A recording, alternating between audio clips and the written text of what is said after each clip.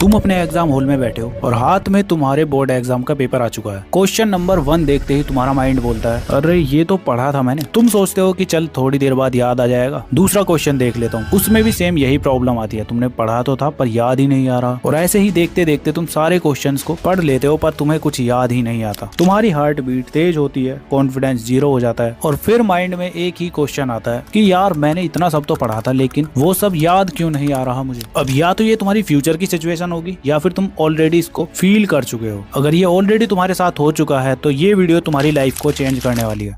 So hi everyone, this is Mukul Bhardwaj और आज की वीडियो में मैं तुम्हें 3 चीजें बताऊंगा। फर्स्ट होगी तुम्हारी एग्जैक्ट प्रॉब्लम कि क्यों तुम बार बार पढ़ा हुआ भूल जाते हो, ठीक है। सेकंड, तुम्हें उसके पीछे की साइंस समझाऊंगा एंड थर्ड मोस्ट इंपोर्टेंट उसका प्रैक्टिकल सिस्टम दूंगा जिसकी हेल्प से तुम कुछ भी पढ़ोगे ना, कोई भी तुमने डिफिकल्ट चैप्टर भी पढ़ा है वो तुम्हें इजीली लॉन्ग टाइम तक याद रहेगा। और इस वीडियो के एंड होते होते एक चैलेंज जो तुम्हारी मेमोरी को परमानेंटली चेंज कर देगा। तो सबसे पहले क्यों तुम चीजों को भूल जाते हो उसकी एग्जैक्ट प्रॉब्लम बताता हूँ। चलो, तो मेन प्रॉब्लम कुछ ऐसी है कि स्कूल ने सभी बच्चों को सिखाया है कि reading is equal to study, और ये आज तक का सबसे बड़ा झूठ है। मतलब तुम सोचते हो कि पेज पढ़ लिया, हाईलाइट कर दिया, नोट्स बना लिए, हो गया काम, मीन्स हो गई पढ़ाई। बट नहीं, ऐसे पढ़ाई नहीं होती। रीडिंग सिर्फ इनपुट है, स्टडी तब होती है जब आउटपुट होता है। अब ये आउटपुट क्या होता है, चलो अच्छे से एक्सप्लेन करता हूँ और ये पता चलेगा तुम्हें साइंस बिहाइंड फॉरगेटिंग से। अब तुम्हारा ब्रेन एक स्मार्ट मैनेजर है, उसका एक सिंपल सा रूल है, जो चीज बार बार यूज होती है ना वो याद रहती है और जो चीज बार बार यूज नहीं होती वो तुम्हारी मेमोरी से डिलीट हो जाती है। और तुम क्या करते हो, सिर्फ रीडिंग या यूट्यूब पर वन शॉट लेक्चर ओपन कर लिया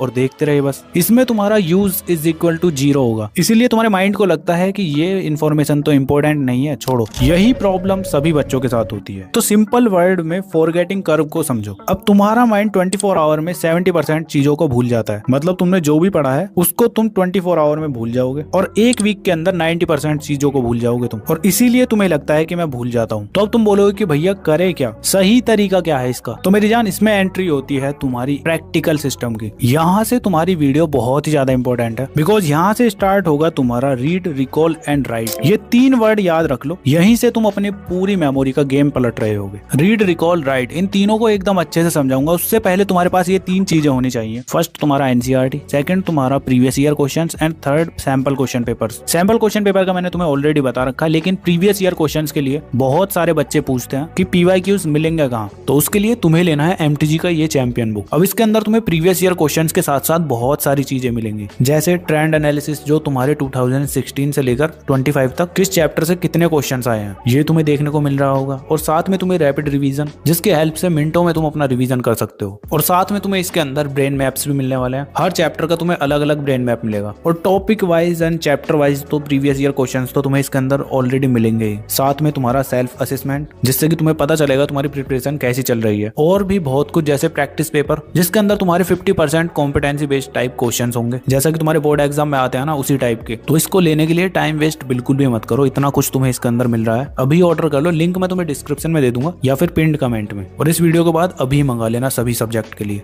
ठीक है। NCERT, PYQ and sample question paper इस टाइम पर तुम्हारे पास होने चाहिए। अब रीड, रिकॉल, राइट मेथड में तुम्हारा सबसे पहले आता है रीड। अब सबको लगता है कि पढ़ना मतलब सिर्फ बुक खोल के लाइंस को देखना, बट ये बहुत ही गलत तरीका है। रियल रीडिंग तुम्हारी अलग तरीके से होती है। अब 3 टाइप की तुम्हारी रीडिंग है। फर्स्ट है तुम्हारी पैसिव रीडिंग, सेकंड है एक्टिव रीडिंग और थर्ड है स्ट्रेटेजिक रीडिंग। अब मेजॉरिटी बच्चे क्या करते हैं, बुक को ओपन किया, हाईलाइटर निकाला और पूरे पेज को कलरफुल बना दिया और फिर सोचते हैं कि हाँ भाई आज तो बहुत पढ़ लिया मैं। बट असली गेम तुम्हारे माइंड को पता है। तो रीडिंग कैसे करनी चाहिए वो बताता हूँ। इन 3 स्टेप्स में तुम रीडिंग करोगे। फर्स्ट स्टेप है तुम हर पैराग्राफ के बाद रुकोगे। जैसे ही तुमने अपनी बुक का एक पैराग्राफ पढ़ लिया ना, उसके बाद तुम ब्रेक लोगे। सेकंड स्टेप तुम्हारा यही होगा कि तुम 10 सेकंड आईज क्लोज करके थर्ड स्टेप में अपने आप से क्वेश्चंस पूछोगे कि इस पैराग्राफ के अंदर क्या क्या पॉइंट्स थे। और ऐसा करने से देखना तुम्हें कुछ चीजें याद आएंगी, कुछ चीजें तुम भूल जाओगे। जो भूल जाओगे ना दोबारा पैराग्राफ में देख लो। सुनने में तुम्हें ये बहुत ईजी लग रहा होगा, लेकिन जब करोगे तो डिफिकल्ट है, बट हो जाएगा अगर तुम कंसिस्टेंट एंड डिसिप्लिन में रहते हो। अब रीडिंग का तो तुम समझ चुके हो कैसे करनी है रीडिंग। एक चैप्टर को पैराग्राफ में ब्रेक कर करके रीड करना है, ठीक है, वो भी इन 3 स्टेप्स के हेल्प से। अब आता है तुम्हारा इस मेथड का सेकंड, रिकॉल रिकॉल। तो होता क्या है कि एक सिचुएशन इमेजिन करते हैं, तुमने अपने साइंस के लाइट रिफ्लेक्शन एंड रिफ्रैक्शन वाले चैप्टर को पढ़ा, 30 मिनट की तुमने अच्छे से रीडिंग की और पढ़ने के बाद बुक बंद करके आराम से बाहर चले गए। बाहर निकलते ही तुम्हारी मम्मी पूछती है कि क्या पढ़ा बेटा। अगर तुमने ये रिप्लाई दिया ना कि मम्मी आज तो बहुत कुछ पढ़ा, तो बेटा खेल खत्म हो चुका है तुम्हारा। बिकॉज रीडिंग तो तुमने कर ली लेकिन तुम रिकॉल ही नहीं कर रहे चीजों को। रिकॉल का मतलब है बुक बंद करके दिमाग से इंफॉर्मेशन बाहर निकालना, और ये चीज तुम्हारे हाथ में होती है। जब तक तुम अपने इनपुट को आउटपुट में कन्वर्ट नहीं कर दोगे ना, तब तक कुछ नहीं होगा। चलो अभी ट्राई करो मेरे साथ। सोचो मैंने अब इन 5 मिनट्स में तुम्हें इस वीडियो में क्या क्या समझाया है। जो पॉइंट्स मैंने तुम्हें बताए हैं जरा सोचो और फिर बताओ कि तुम्हें क्या क्या चीजें याद रही। अब जो चीजें तुम्हें याद आ रही हैं वो ही तुम्हारी रियल लर्निंग्स है, बाकी सब तुम खाना पूर्ति के लिए इस वीडियो को देख रहे हो। अगर तुम्हें कुछ भी याद नहीं आ रहा तो अपनी कंसंट्रेशन पावर को बढ़ाओ। तो टेंशन मत लो, रिकॉल करने के भी ये 5 मेथड हैं। इन्हीं की हेल्प से तुम अपने आप को कोई भी टॉपिक अच्छे से रिकॉल कर सकते हो। तो क्या है 5 मेथड्स, चलो बताता हूँ। तो फर्स्ट मेथड है तुम्हारा मेकिंग बुलेट पॉइंट्स। अपने माइंड में बुलेट पॉइंट्स बनाकर चीजों को रिकॉल करने का ट्राई किया करो। जैसे मैंने इस वीडियो का एग्जांपल लिया था, तुम्हें सारी चीजें याद नहीं करनी थी, तुम्हें बस पॉइंट्स जो मैंने बताए थे वो रिकॉल करने थे। अब अगर तुमने वो किए हैं तो अच्छी बात है, नहीं किए तो कोई बात नहीं यार, प्रैक्टिस करोगे तो हो जाएगा। ठीक है। सेकंड मेथड है तुम्हारा assume you are a teacher. मतलब अपने माइंड को अपना टीचर समझो और उससे बोलो कि क्या क्या चीजें मैंने पढ़ी, मुझे रिकॉल करा। सुनने में थोड़ा अजीब लग रहा होगा लेकिन ट्राई करना, मजा आएगा तुम्हें। ठीक है। तो अब थर्ड मेथड है तुम्हारा मेकिंग डायग्राम। अब अगर तुमसे चीजें वैसे याद नहीं होती तो तुम अपने माइंड में डायग्राम बना सकते हो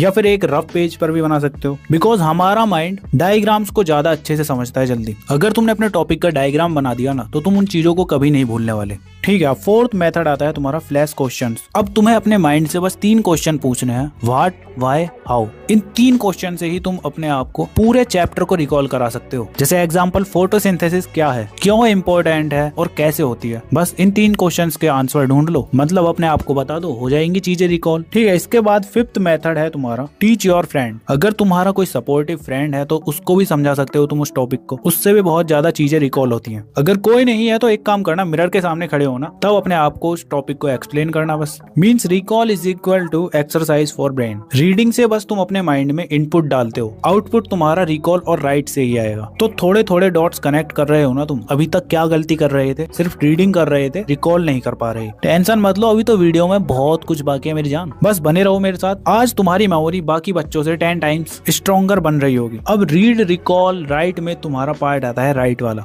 तो राइटिंग तुम्हारा लास्ट स्टेप है। ये वो स्टेप होता है जिससे कि एवरेज स्टूडेंट टॉपर बनता है। अब इसके पीछे का लॉजिक क्या है चलो बताता हूँ। तो तुम्हारा जो ब्रेन होता है ना, उसके लिए सोचना इजी होता है, बोलना थोड़ा मीडियम होता है, लेकिन लिखना बहुत ज्यादा हार्ड होता है। तो अगर तुम किसी टॉपिक को पढ़ भी लेते हो, उसको रिकॉल भी कर लेते हो, लेकिन लिख नहीं रहे ना, तो तुम्हारी भी फील्डिंग सेट है एग्जाम में। Writing is equal to strongest memory fixer. इस बात को अपने माइंड में बैठा लो। अब इसका प्रैक्टिकल सिस्टम क्या है चलो बताता हूँ। तो सबसे पहले तुम जो भी चैप्टर पढ़ रहे हो ना, उसके हर टॉपिक के बाद उस टॉपिक को 5 मिनट के लिए लिखो। पूरा मत लिखो, पॉइंट्स में लिख लो बस। ठीक है। और लिखना इस तरह से है कि तुम्हारी बुक बंद होनी चाहिए, कभी बुक खोल के लिखे जा रहे हो। मीन्स शॉर्ट नोट्स फॉर्मेट में लिखना है।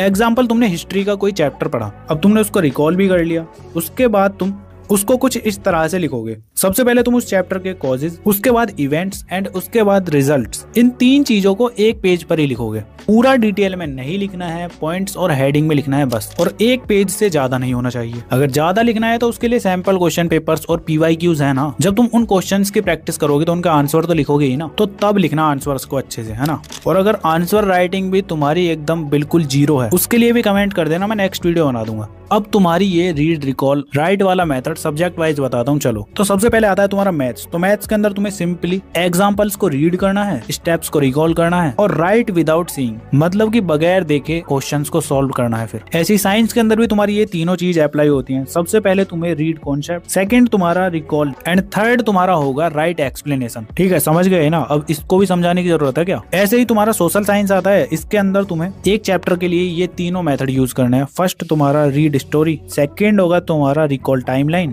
थर्ड होगा तुम्हारा राइट कीवर्ड्स। बस है ना गेम इजी। सिंपली तुम्हें 30 मिनट रीडिंग करनी है, उसके बाद बुक बंद कर दो, अपने आप को चीजें रिकॉल करो रहो। और फिर राइटिंग के लिए 10 MCQs लगा सकते हो तुम उस टॉपिक के, 10 PYQs ही लगा सकते हो। इस तरह से अपने अकॉर्डिंग एडजस्ट कर लेना। अब इसके लिए तुम अपना नेक्स्ट 15 डेज का चैलेंज भी ले सकते हो। अब उस चैलेंज में क्या क्या करोगे अगर ये जानना चाहते हो तो मैंने ये वाली वीडियो अपलोड की है, इसको देख लेना, ठीक है। बाकी वीडियो पर अभी तक बने हो तो कमेंट कर देना कैसा लगा तुम्हें वीडियो, ठीक है। और तुम्हें अपने स्क्रीन पर ये वीडियो शो हो रही होंगी, इनको भी देख सकते हो। आज की वीडियो के लिए इतना ही था, मिलते हैं नेक्स्ट वीडियो में। तब तक के लिए keep learning, keep studying and keep smiling.